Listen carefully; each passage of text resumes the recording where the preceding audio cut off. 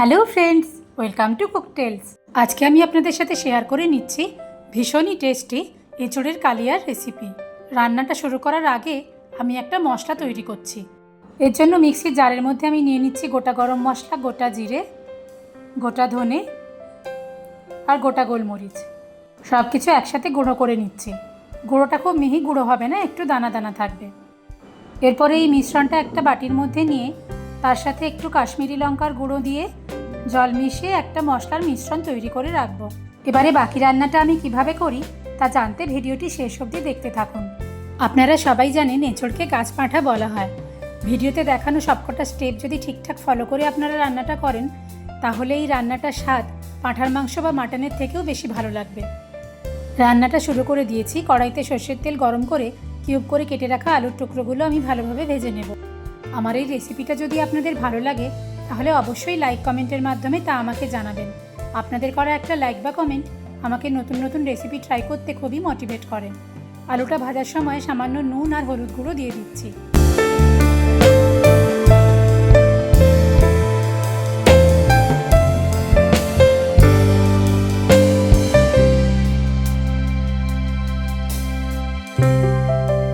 কড়াইতে কিছুক্ষণ চাপা দিয়ে রাখবো যাতে আলুগুলো প্রায় সেদ্ধ হয়ে যায়।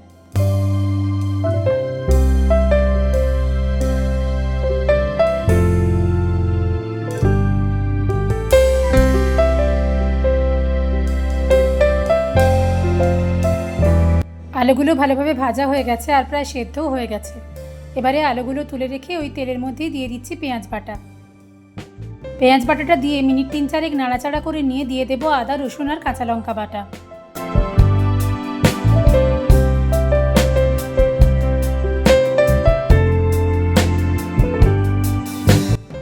দু 3 মিনিট নাড়াচাড়া করে নিচ্ছি।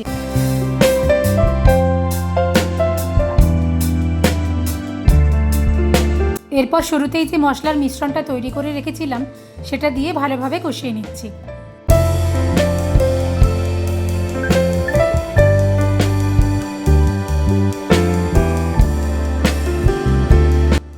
দিয়ে দিচ্ছি স্বাদ মতো নুন, পরিমাণ মতো হলুদ গুঁড়ো আর কাশ্মীরি লঙ্কা গুঁড়ো। সব মশলা একসাথে ভালোভাবে কষিয়ে নিচ্ছি।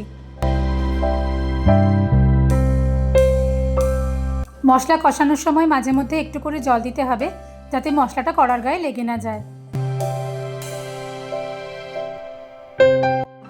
দিয়ে দিচ্ছি টমেটো বাটা। খুব ভালো করে কষিয়ে নিচ্ছি যতক্ষণ পর্যন্ত না টমেটোর কাঁচা গন্ধটা চলে যায়।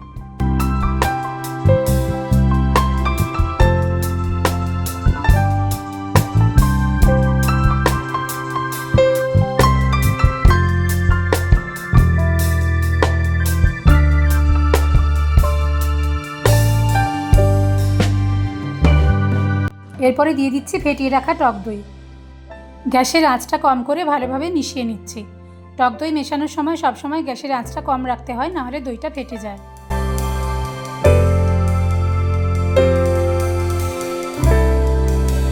খুব ভালোভাবে মশলাটা কষিয়ে নেওয়ার পরে যখন মশলার গা থেকে তেলটা আলাদা হয়ে আসবে তখন এর মধ্যে আগে থেকে নুন হলুদ দিয়ে সেদ্ধ করে রাখা এঁচোড়ের টুকরোগুলো দিয়ে দিলাম।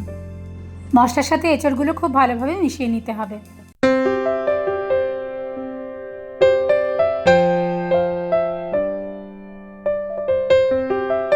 এরপরে মিনিট 5 কড়াইতে চাপা দিয়ে রান্নাটা হতে দেব যাতে মশলার ফ্লেভারটা এঁচোড়ের মধ্যে খুব ভালোভাবে মিশে যায়।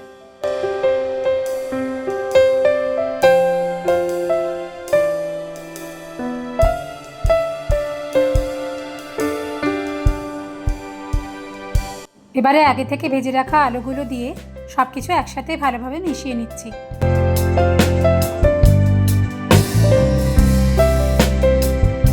টমেটো আর দইয়ের টক ভাবটা ব্যালেন্স করার জন্য দিয়ে দিচ্ছি স্বাদ মতো চিনি।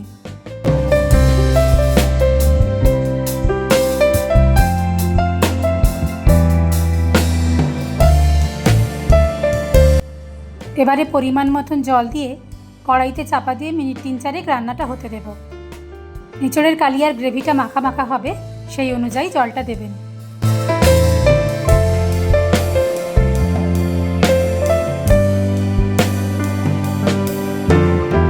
গ্রেভিটা ফুটতে শুরু করেছে।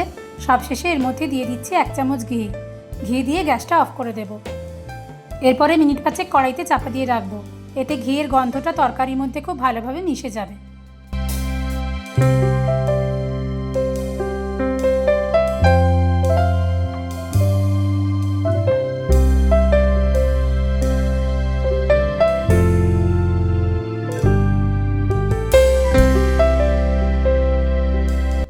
তৈরি হয়ে গেছে আমাদের আজকের রেসিপি এঁচোড়ের কালিয়া।